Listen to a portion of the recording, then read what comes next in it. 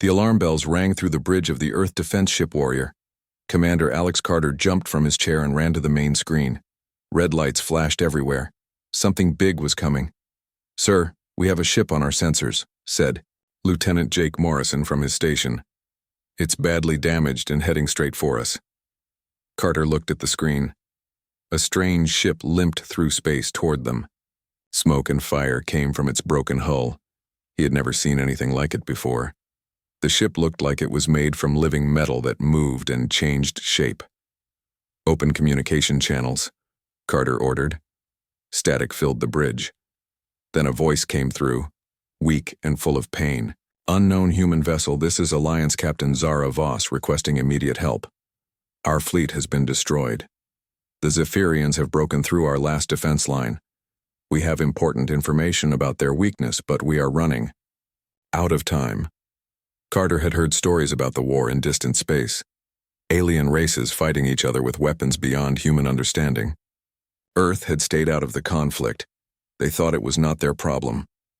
"Sir," Morrison said quietly, "Earth Command has not given us permission to help. We are supposed to stay neutral." Carter watched the alien ship struggle to stay on course. Parts of it fell off and burned up in space. He could see small fires inside through the holes in its hull. "Prep the medical bay," he told his crew. "Clear docking bay 3, we're bringing them aboard." "But sir, the regulations say—" "The regulations can wait," Carter said firmly. "No one dies on my watch if I can help it." 20 minutes later, the alien ship barely made it to their docking bay. As soon as it stopped, Carter ran to meet whoever was inside. The airlock opened with a hiss of strange-smelling air. Captain Zara Voss stepped out. She looked almost human, but her skin had a blue tint and her eyes were larger than normal. Her uniform was torn and burned. Blood ran from a cut on her forehead. "Thank you for helping us," she said in perfect English. "I was not sure humans would get involved." Carter helped her walk to the medical bay. "We're involved now. Tell me what happened." As the ship's doctor treated her wounds, Voss explained the situation. Her voice shook with fear and anger. "The Zephyrians came from outside our galaxy 3 years ago. Their ships are not like anything we have ever seen. They are alive. The metal thinks and learns. Their weapons change and grow stronger after every battle." She showed Carter a small piece of the strange metal from her ship. It moved in his hand like a living thing, warm to the touch. "Our best scientists cannot understand how it works," Voss continued. "Every time we fight them, they learn our tactics. They copy our weapons and make them better. They have conquered 15 star systems already." Carter examined the piece of metal. It felt wrong somehow, like it was watching him. "You said you found a weakness?" Voss nodded. "Yes, but it took us 3 years and millions of lives to discover it. Their living ships are very smart, but they have one major flaw." She pulled out a small device and showed Carter battle recordings. The screen showed massive ships that looked like giant sea creatures made of metal. They moved through space like they were swimming. When other ships shot at them, the Zephyrian ships grew new armor to block the attacks. "Watch this carefully," Voss said. She played a recording of a battle where Alliance ships tried a new weapon. For the first few minutes, the Zephyrian ships took heavy damage. Then suddenly they adapted and the new weapon became useless. "The weakness is in the adaptation process," Voss explained. "When they encounter something completely new, something they have never seen before, there is a delay. For about 4 to 6 minutes, they cannot defend themselves properly." Carter studied the recordings. "How long do they need to learn?" "It depends on how different the attack is from what they know. Energy weapons. They learn in seconds, because all spacefaring races use energy weapons, but something truly alien to them takes longer." Morrison looked over Carter's shoulder at the recordings. "What counts as alien to them?" "That is the problem," Voss said sadly. "Every race in our alliance uses the same basic technology. Energy shields, plasma weapons, gravity manipulation. We all learned from each other over thousands of years. Our technology evolved in the same direction." Carter stood up and walked to the window.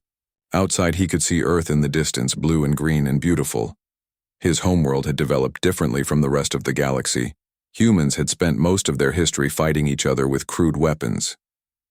Captain Voss, he said slowly, have the Zephyrians ever fought humans before? No. Your species was considered too primitive to be worth conquering. You barely have faster-than-light travel. Carter smiled for the first time since the alien ship had arrived. That might be exactly what we need. He called his senior officers to the briefing room. When they arrived, he introduced Captain Voss and explained the situation. The Zephyrians are winning because they can adapt to any technology they encounter, Carter said. But they have only encountered advanced alien technology. His weapons officer, Lieutenant Danny Cooper, raised his hand. Sir, are you suggesting we fight them with primitive weapons? Not primitive, Carter corrected. Different. Human technology developed along a completely different path from the rest of the galaxy. We still use kinetic weapons, chemical explosives, electromagnetic pulse devices, things that the galaxy abandoned thousands of years ago. Voss looked confused. But those weapons are so basic. How could they be effective against advanced bioships? Carter picked up a standard human plasma rifle and showed it to her. Compared to the elegant alien weapons she was used to, it looked like a metal club. Captain, this rifle can punch through most known armor types. It's reliable, easy to repair, and doesn't need advanced computer systems to operate. Sometimes, simple is better. He turned to his communication officer. Send a message to Earth Command. Tell them we have a solution to the Zephyrian problem, but we need authorization to act. Sir, Morrison said carefully, Earth Command will never approve us joining an alien war. Carter looked at the recordings of destroyed planets and burning ships. He thought about the millions of beings who had died because the Zephyrians could adapt to any weapon. Then we don't ask permission, he said. We ask forgiveness later. Captain Voss stared at him. You would risk your career, your ship, everything to help people you have never met? Carter looked out at the stars where somewhere in the darkness an enemy was destroying entire worlds. Captain, where I come from, we have a saying. Evil wins when good people do nothing. The Zephyrians think they can conquer anyone because they can adapt to any threat. He turned back to his crew with determination in his eyes. Time to show them what happens when they meet something they cannot adapt to. Time to show them what humans do best. Dr. Lisa Park stared at the strange metal sample under her microscope. The piece of Zephyrian bioship that Captain Voss had brought moved slowly across the glass slide like a living creature. Its surface changed color from silver to black to green as she watched. This is impossible, she whispered to herself. Metal doesn't behave like this. She had been studying the sample for 6 hours straight in Earth's largest research facility. The metal seemed to respond to everything around it. When she heated it, it grew thicker. When she cooled it, it became harder. When she hit it with electricity, it absorbed the energy and glowed. Commander Carter walked into the lab with Captain Voss beside him. They had been traveling to Earth for 2 days while Lisa studied the alien technology. What have you found, Doctor? Carter asked. Lisa looked up from her microscope, her eyes red from lack of sleep. This isn't just metal, Alex, it's alive. Actually alive, look at this. She showed them readings on her computer screen. The metal had brain waves like a thinking creature. It had a heartbeat. It even seemed to dream when left alone. The entire Zephyrian ship is one giant living organism, Lisa explained. The hull, the weapons, the engines, everything. It thinks and learns like a person, but it thinks much faster than any normal brain. Captain Voss nodded sadly. That is why they always win. Their ships learn from every battle. They remember every weapon used against them and find ways to defend against it. Carter picked up a small piece of the metal. It felt warm in his hands and seemed to pulse like a heartbeat. How do they control something like this? Neural links, Voss explained. Zephyrian pilots connect their minds directly to the ship. They become part of the organism. The ship feels their thoughts and obeys their commands instantly. Lisa pulled up more data on her screen. The learning process is incredible. Watch this recording.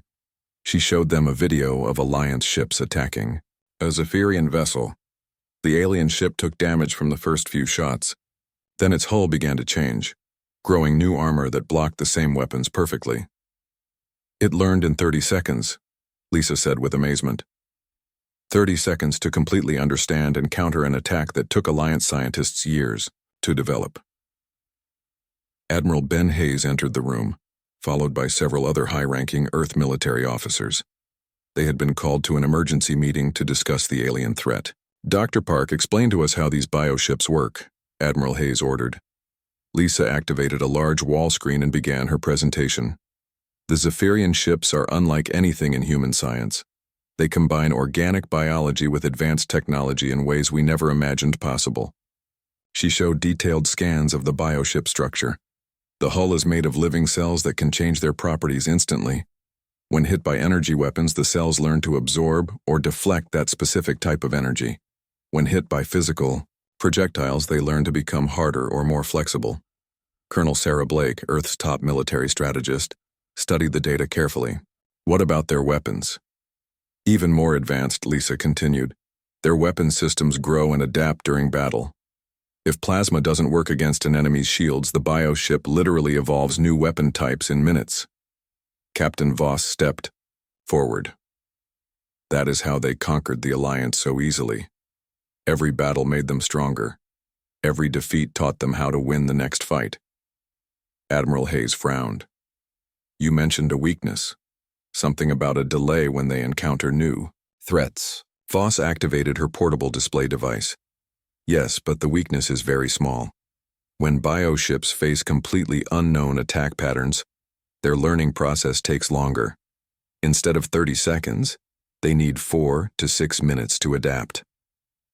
6 minutes doesn't sound like much, said Colonel Blake. In space combat, 6 minutes is forever, Carter replied.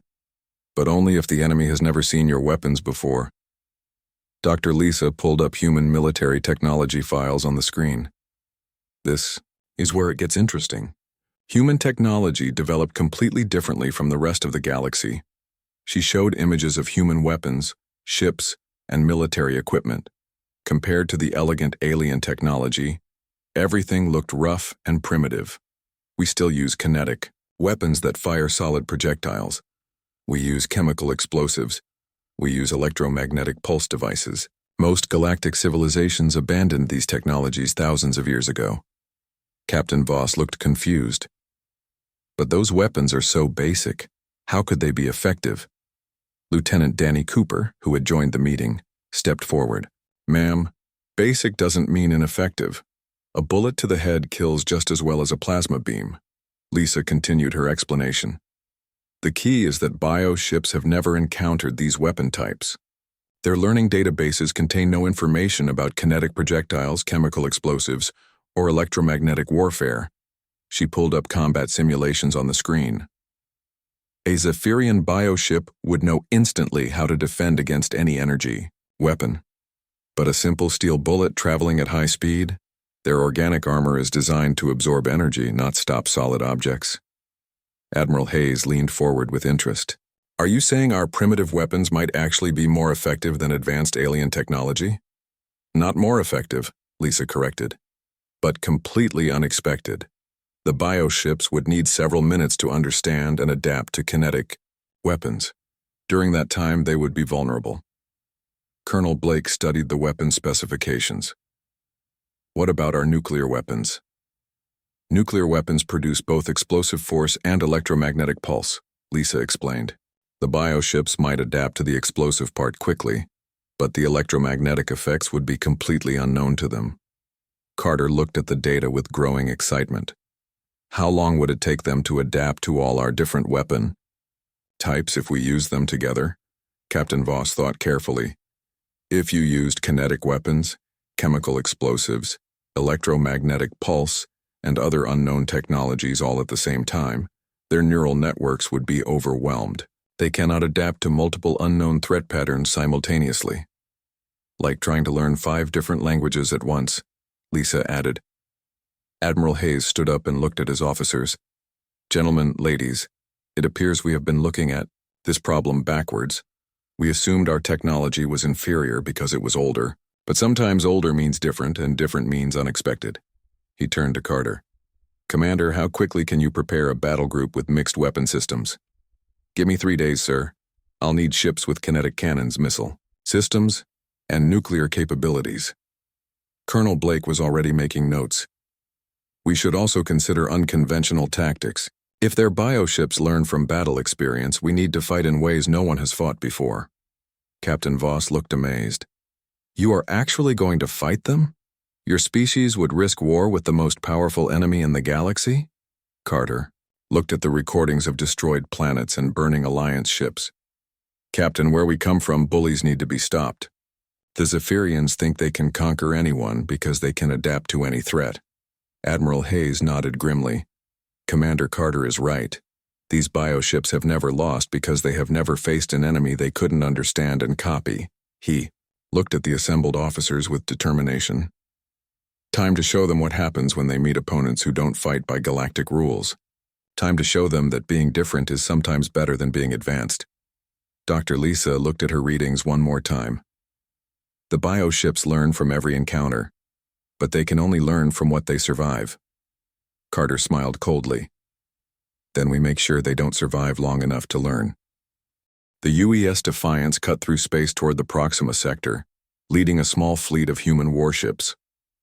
Commander Rachel Stone stood on the bridge, watching her tactical display show the positions of 12 Earth vessels moving in formation behind her. Unlike the smooth, curved ships of the Alliance, human vessels looked like flying factories. Sharp angles, thick armor plating, and weapon ports covered every surface. The Defiance carried 40 kinetic cannons, 60 missile tubes, and enough ammunition to level a small moon. Captain, we're receiving the final intelligence update from Alliance Command, reported Lieutenant Kevin Lee from his navigation station. Stone nodded. Put it on the main screen. Captain Voss appeared on the display, speaking from the Alliance command ship that stayed safely behind human lines. Commander Stone, our scouts report 37 Zephyrian bioships in the target area. They are preparing to attack the Kepler colony world, which has 4 million civilian inhabitants. Stone studied the enemy formation data. The bioships moved in perfect coordination, like a school of metal fish swimming through space. Each ship was different, having grown and adapted based on previous battles. Any recent combat activity in that sector? Stone asked. Yes, Voss replied grimly. The bioships destroyed an Alliance patrol group there 2 days ago. They will have learned new defensive patterns from that engagement. Lieutenant Danny Cooper, Stone's weapons officer, looked up from his console. Ma'am, that actually works. In our favor. The more they learn about Alliance tactics, the less prepared they are for ours. Stone walked over to the weapons station and reviewed the combat plan. Human ships carried an unusual mix of armaments. Some had kinetic cannons that fired solid metal slugs at incredible speeds. Others carried chemical explosive missiles with conventional warheads. A few specialized vessels mounted electromagnetic pulse weapons designed to shut down electronic systems. Status report from all ships, Stone ordered. One by one, her captains reported their readiness. Captain Greg Martinez on the UES Courage confirmed his kinetic batteries were loaded and ready. Captain Amy Chen on the UES Hope reported her medical facilities were prepared for casualties. Captain Sam Rodriguez on the UES Thunder confirmed his nuclear missiles were armed and targeted. Ma'am, said Ensign Lisa Brooks from the communications station, we're getting nervous chatter from some of the Alliance observer ships. Stone was not surprised. The Alliance commanders who were watching from a safe distance had never seen human military doctrine in action. To them, human tactics looked chaotic and unorganized. Captain Voss had been studying human battle plans for days, trying to understand their strategy. Commander Stone, your attack formation makes no sense to our tactical computers. Your ships are not coordinated. Each vessel seems to be planning a different type of assault. Stone smiled. Captain, that's exactly the point. Coordination is predictable. The bioships can learn predictable patterns and counter them. She pointed to her tactical display, which showed human ships spread across a wide area with no apparent formation. Each of my captains has orders to attack using different weapons and tactics. The bioships won't be able to adapt to 12 different assault patterns happening simultaneously. Lieutenant Cooper finished his final weapons check. "Ma'am, all kinetic systems are ready. We have tungsten slugs loaded in tubes 1 through 20, depleted uranium rounds in tubes 21 through 30, and good old-fashioned steel shot in the remaining batteries." "What about the special ammunition?" Stone asked. Cooper grinned. "Loaded and ready, ma'am. The bioships have never seen anything like it." The special ammunition was Stone's personal idea. Human engineers had created kinetic rounds filled with different materials. Some contained chemical explosives that would detonate inside the target. Others held electromagnetic devices that would disrupt bioship neural networks from within. "All ships, this is Stone," she announced over the fleet communication system. "We drop out of hyperspace in 60 seconds. Remember, the first few minutes are critical. Hit them with everything they've never seen before." The fleet emerged from hyperspace directly in the middle of the Zephyrian formation. Bioships immediately began responding to the threat, their living hulls shifting and changing as neural networks analyzed the new enemies. "Enemy vessels are scanning us," reported Lee. "Their bioships are trying to categorize our threat level." Stone watched the alien ships on her screen. They moved like living creatures, graceful and deadly. Their hulls rippled with energy as they prepared for battle. "All ships, weapons free," Stone commanded. "Show them what humans do best." The Defiance opened fire with its main kinetic battery. 20 tungsten slugs, each weighing several tons, shot toward the nearest bioship at enormous speed. The alien vessel's energy shields flickered on, designed to disperse plasma and laser attacks. The kinetic rounds punched through the energy shields like they were made of paper. Solid metal traveling at a significant fraction of light speed could not be deflected by energy fields. The bioship's hull cracked and split as the tungsten slugs tore through its living metal structure. Across the battlefield, other human ships opened fire with their own weapons. The UES Courage launched a barrage of chemical explosive missiles. The bioship's adaptive armor, evolved to handle energy attacks, had no defense against conventional high explosives that created shock waves and shrapnel. Captain Martinez watched his missiles impact their targets. Direct hits on Bioship 7 and 9. Conventional explosives are tearing through their hull plating like it was tissue paper. The Zephyrian neural networks worked frantically to understand these new weapons. Bioships that had never been damaged by solid projectiles struggled to adapt their defenses. Their learning systems, designed to counter energy-based attacks, had no reference point for kinetic bombardment. "Enemy bioships are attempting to adapt," reported Cooper. "Their hulls are changing structure, but they're not sure what they're adapting to." Stone nodded. "That's because they're trying to solve 12 different problems at once. Fire the second wave." Nuclear-tipped missiles launched from 3 human ships simultaneously, but these were not designed for destruction. Instead, they detonated at a safe distance from the bioships, creating massive electromagnetic pulses that washed over the alien fleet. The bioships' neural networks, which depended on electrical signals to function, suddenly went silent. For several critical minutes, the most advanced ships in the galaxy floated helpless in space, their living brains stunned by electromagnetic interference. "Neural activity in the bioships has dropped to almost zero," reported the science officer, on the Hope. "They're completely defenseless." But Stone was not finished.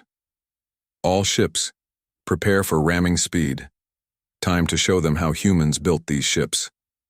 The human vessels, constructed for durability rather than elegance, charged directly at the stunned bioships. Reinforced hulls, originally designed for asteroid mining operations, smashed into alien vessels like hammers hitting glass. Captain Voss watched the battle from her observation post, unable to believe what she was seeing. "Commander Stone, your ships are using themselves as weapons." Stone's voice came back calm and confident. "Captain, human ships are built to take punishment. We designed them expecting they'll get into close combat." The ramming attacks broke several bioships completely apart, but the human vessels, though damaged, remained functional. Their thick armor and redundant systems allowed them to survive impacts that would destroy more elegant ships. However, the Zephyrian neural networks were beginning to recover from the electromagnetic pulse. Bioships started moving again, their adaptive systems finally beginning to process the kinetic attacks. "Ma'am, Cooper warned. They're learning. Bioship hulls are starting to thicken against kinetic impacts. Stone watched her tactical display as the alien ships began to adapt. Their living hulls grew denser where kinetic rounds had penetrated. Their movement patterns became more erratic to avoid missile targeting. Time for lesson number 2, Stone said grimly. All ships, execute Protocol Chaos. Protocol Chaos changed everything.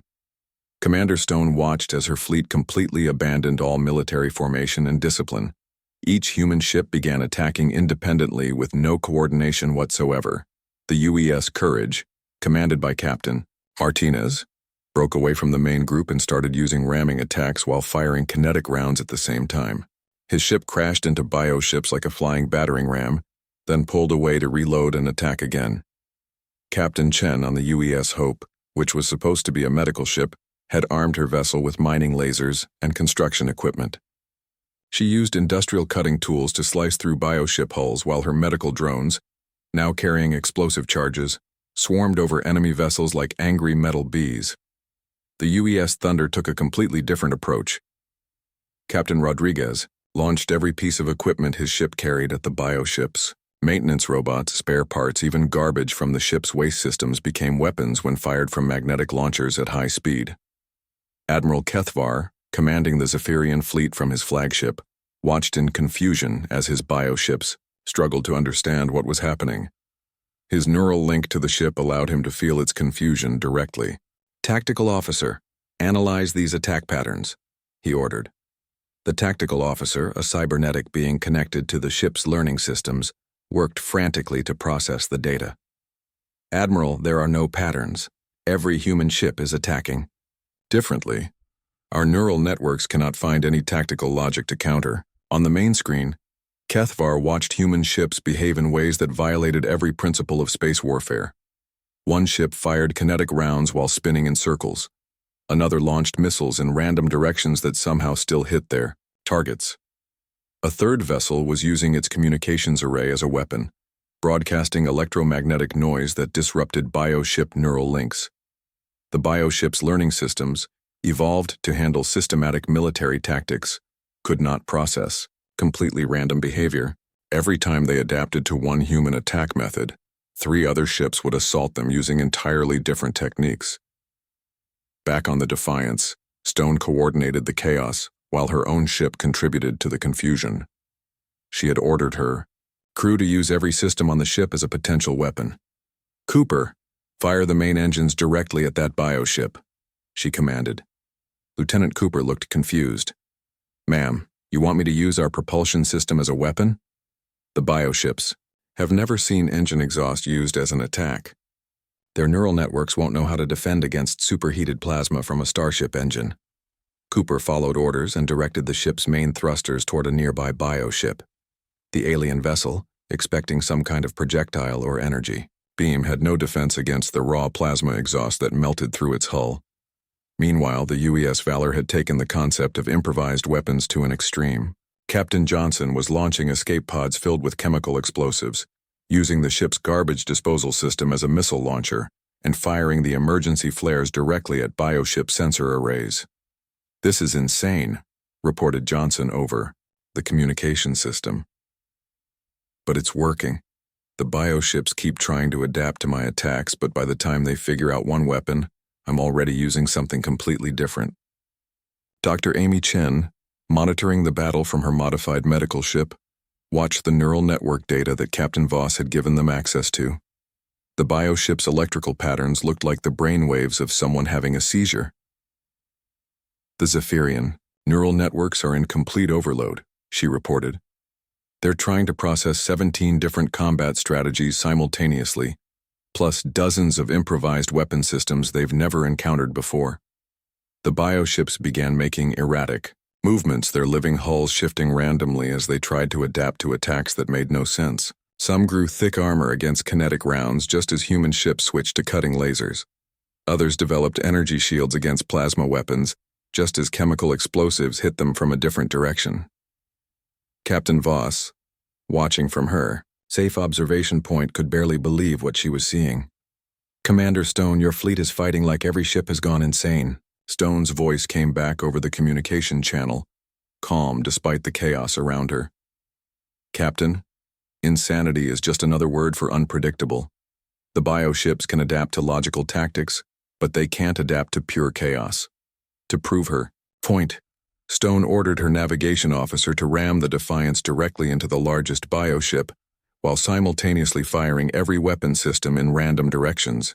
The collision damaged both vessels, but the human ship's thick armor allowed it to survive while the bioship's hull cracked under the unexpected impact. All human vessels, target the flagship, Stone commanded. Show Admiral Kethvar what happens when he meets opponents who refuse to follow the rules. 12 human ships converged on the Zephyrian flagship from different directions, each using completely different attack methods. The UES Courage fired kinetic rounds while spinning like a drill. The UES Hope cut through the flagship's hull with industrial tools while releasing clouds of metallic chaff that confused its sensors. The UES Thunder simply rammed into the ship's command section while broadcasting loud music that disrupted neural communications. Admiral Kethvar felt his flagship shudder under multiple impacts. Through his neural link, he could sense the ship's confusion and pain as it tried to defend against attacks that followed no logical pattern. "Admiral," his tactical officer reported with panic in his voice, "our adaptive systems cannot handle this. The humans are not following any tactical doctrine. Every ship is improvising independently. Our neural networks are overloading trying to process all the different attack types." The flagship's hull began to crack as human ships continued their chaotic assault. Mining lasers cut through armor that had been designed to stop energy weapons. Kinetic rounds punched holes in sections that had adapted to deflect plasma attacks. Chemical explosives detonated inside the ship where electromagnetic shielding was useless. "This is impossible," Kethvar said, watching his sensors show damage reports from across his fleet. "No military force fights like this. There's no strategy, no coordination, no logic to their attacks." His tactical officer, connected directly to the ship's neural network, suddenly understood the problem. "Admiral, that's exactly why they're winning. Our bioships are designed to learn from organized military tactics. These humans aren't using military tactics at all. They're just making things up as they go." On the Defiance, Stone watched her. Tactical displays show the bioship fleet in complete disarray. Some alien vessels were trying to retreat, others were attempting to adapt to human weapons, and a few seemed to be having mechanical breakdowns as their neural networks overloaded. "Ma'am," reported Cooper, "several bioships are showing signs of neural collapse. Their learning systems are shutting down to prevent permanent damage." Stone nodded with satisfaction. "When you can't adapt to your enemy, the only choice is retreat or destruction." She opened a communication channel to the Zephyrian flagship. "Admiral Kethvar, this is Commander Stone of the Earth Defense Fleet. Your bioships are impressive, but they have one fatal weakness." The alien commander's voice came back, filled with confusion and anger. "What weakness? Our ships are the most advanced in the galaxy." "They're too smart," Stone replied. "Your bioships try to learn from every encounter, but learning requires patterns. Humans don't always follow patterns, especially in combat. We adapt by being unpredictable, not by copying our enemies." To demonstrate her point, Stone ordered the Defiance to launch a spread of nuclear missiles while simultaneously using the ship's waste disposal system to fire garbage at the flagship's sensor arrays and ramming the vessel with the ship's communications dish. The combination of high-tech nuclear weapons and improvised garbage attacks completely confused the bioship's neural network. It began adapting to nuclear warfare just as trash moving at high speed punched holes in its hull. Admiral Kethvar, feeling his flagship's pain through the neural link, realized that his fleet had encountered something they could never truly understand or defeat. "All Zephyrian vessels," he commanded, "retreat to hyperspace immediately." The bioships, their neural networks overloaded and confused, began fleeing the battlefield. For the first time in their history, they had met an enemy they could not adapt to, learn from, or defeat. Stone watched them go with grim satisfaction. Sometimes the best strategy is no strategy at all. 3 months after the battle at Proxima Sector, Commander Stone stood in the Great Assembly Hall of the Galactic Council on the Alliance capital world. Representatives from hundreds of alien species filled the massive chamber, all wanting to Hear about the battle that changed everything. The Zephyrian retreat had shocked the entire galaxy. For 3 years, the bioships had seemed unstoppable. They had conquered 15 star systems and destroyed countless fleets. Then humanity entered the war, and everything changed in a single battle. Council leader Thane, an ancient being with blue skin and silver eyes, called the session to order. Commander Stone, the Council has reviewed the battle recordings from Proxima Sector. We must understand how your species defeated the Zephyrians when all our advanced technology failed. Stone walked to the center of the hall, feeling the eyes of hundreds of alien beings watching her. The chamber was so large that her voice echoed when she spoke. Honored Council members, the answer is simple. We won because we fought differently than everyone else. A reptilian delegate from the Corvan Empire raised his clawed hand. Commander Stone, our analysis shows your weapons are thousands of years behind our technology. How can primitive kinetic projectiles defeat bioships that adapt to our most advanced energy weapons? Stone smiled. Delegate Corvan, you just answered your own question. Your bioships learned to defeat advanced energy weapons because that's what every galactic civilization uses. But they had never encountered kinetic projectiles, chemical explosives, or electromagnetic pulse weapons. She activated a holographic display showing the battle footage. The assembled delegates watched human ships attack with weapons that looked ancient compared to their elegant energy-based systems. The bioships tried to adapt to our weapons using their existing knowledge base, Stone continued. But humans developed along a completely different technological path. We kept our old weapons not because we couldn't build better ones, but because they worked. Captain Voss, now serving as the Alliance liaison to Earth, stood up to address the Council. The human strategy was unlike anything in our military databases. Instead of using coordinated tactics, they attacked with complete chaos. Every ship fought independently using different weapons and methods. A tall, thin delegate from the Ethereal Confederacy spoke next. But chaos cannot be a military strategy. How do you coordinate attacks without organization? Stone looked at the alien delegate with amusement. Sir, the whole point was not to coordinate.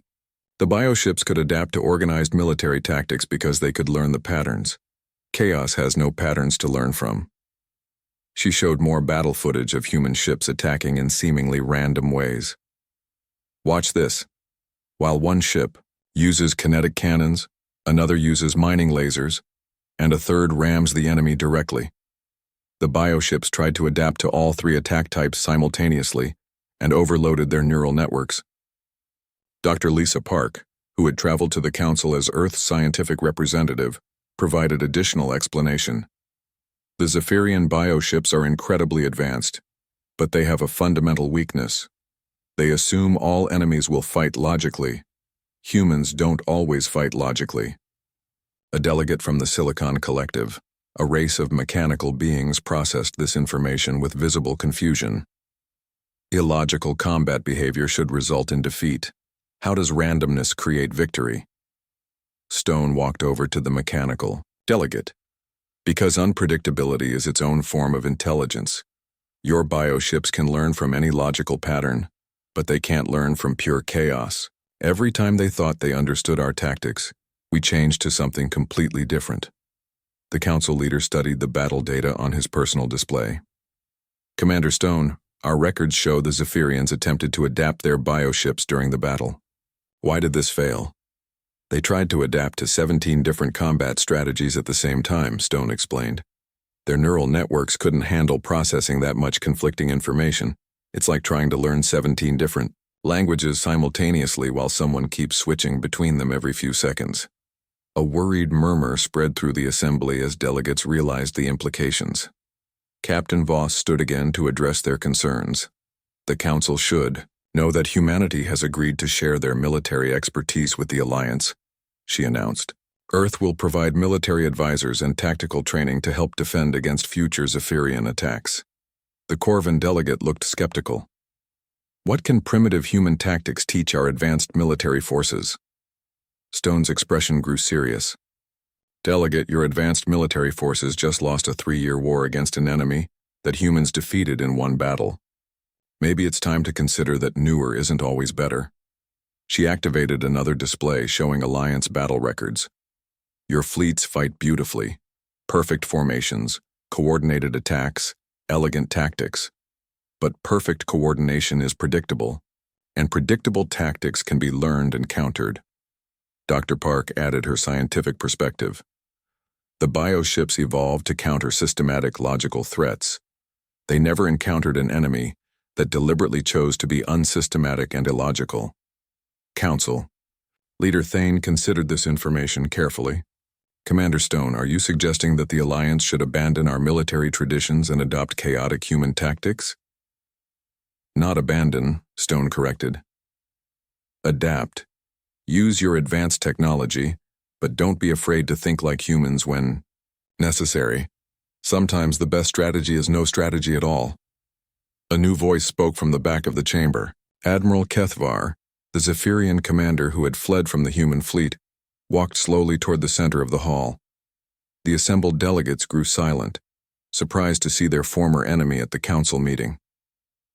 I request permission to address the council, Kethvar said formally. Council Leader Thane granted permission, curious to hear the Zephyrian perspective. Honored delegates, Kethvar began. I commanded the bioship fleet that was defeated by the humans. I speak to confirm everything Commander Stone has said. Our neural networks could not process human combat behavior because it followed no logical patterns. He looked directly at Stone with something approaching respect. The humans did not just defeat our bioships. They defeated our entire philosophy of warfare. We believed that superior adaptation and learning could overcome any enemy. The humans proved that some things cannot be learned or adapted to. The council leader asked the question everyone was thinking. Admiral Kethvar, will the Zephyrians continue their war against the Alliance? Kethvar shook his head. No. The bioships refuse to engage human forces. Their neural networks classify humans as an incomprehensible threat that cannot be safely fought. The war is over. A cheer went up from the Alliance delegates, but Stone raised her hand for silence. The war is over, but the lesson remains, she said firmly. The Zephyrians weren't evil, just confident that their superior technology made them unbeatable. They learned that technology alone doesn't guarantee victory. She looked around the chamber at all the assembled alien representatives. The Alliance survived because you were willing to accept help from a species you considered primitive. You learned that different doesn't always mean inferior. Council Leader Thane stood and addressed the assembly.